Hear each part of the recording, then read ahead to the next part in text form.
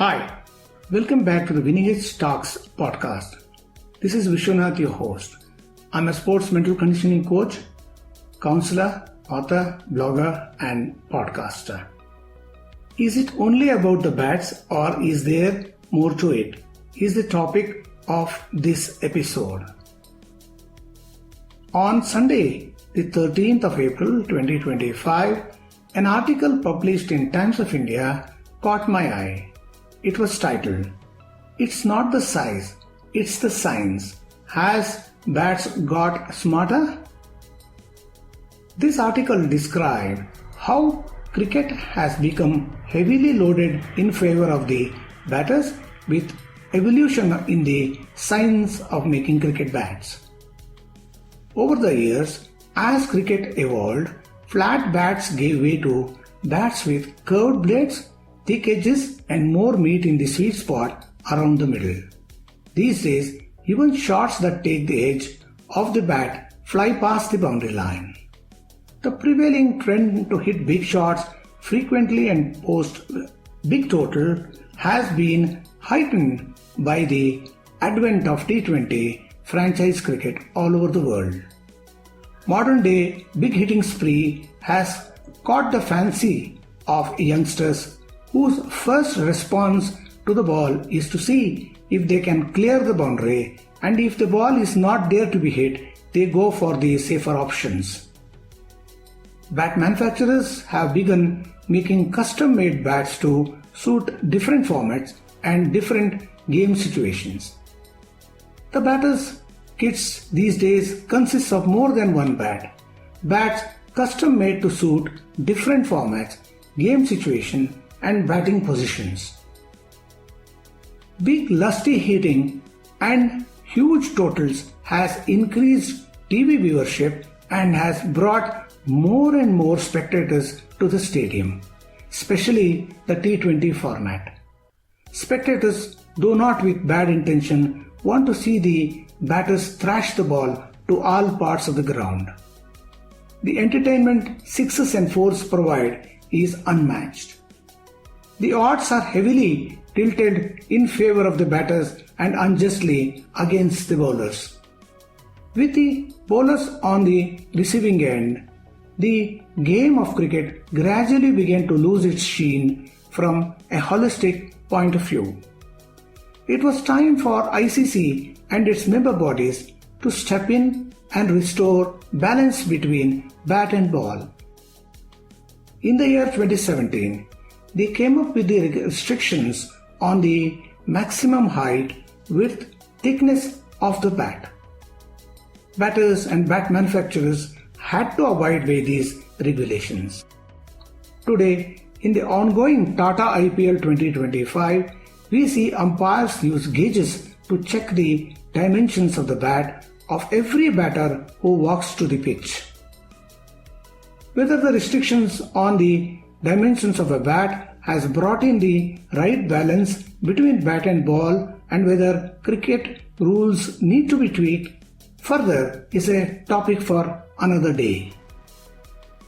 True, the evolution of bat was giving certain unfair advantage to the batters, and these rules would curb it. But I dare question if it has to do with only the quality of bats, or is there more to it? Today, we are discussing if the bats are solely responsible for big hitting or not. Can you ignore the other factors involved in good stroke play, namely the basic talent, skill, courage, repetitive practice, focus, hand-eye coordination, timing, shot selection, clarity in thinking, self-belief, conviction, and innovation?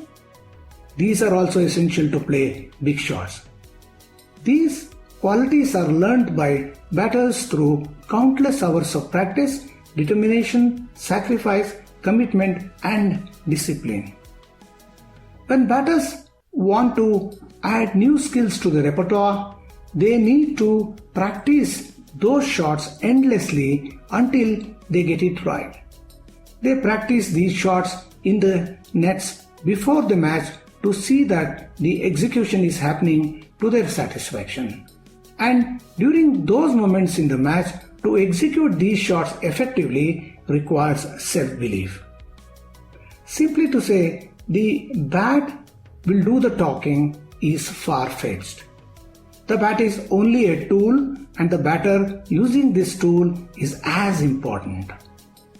In the past, batters were frowned upon by coaches and senior cricketers for playing the aerial route because they then feared that the aerial shots opens up the risk of getting caught. Today, the T20 batters play the aerial shots on purpose to get the maximum. Yes, of course, the bats support this cause only to a certain extent.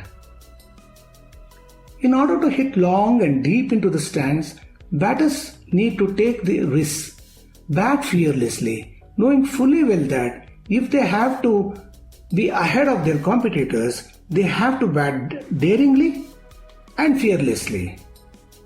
You have heard of the phrase many times, who dares wins. But they need to use a lot of common sense to avoid pitfalls of playing certain risky shots.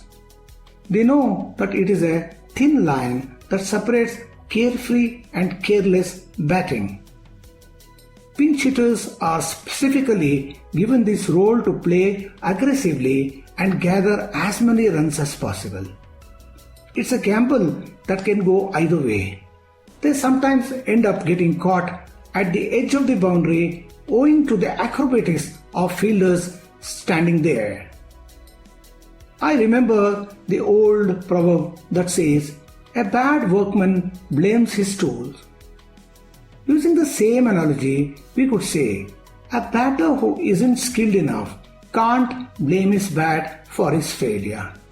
Again, in the same breath, you can't attribute brilliant stroke play to the quality of bats alone. Whether a shot is executed to perfection with the right timing, a quality bat can add to the distance a ball can travel, nothing more. This is what I have to say in the end.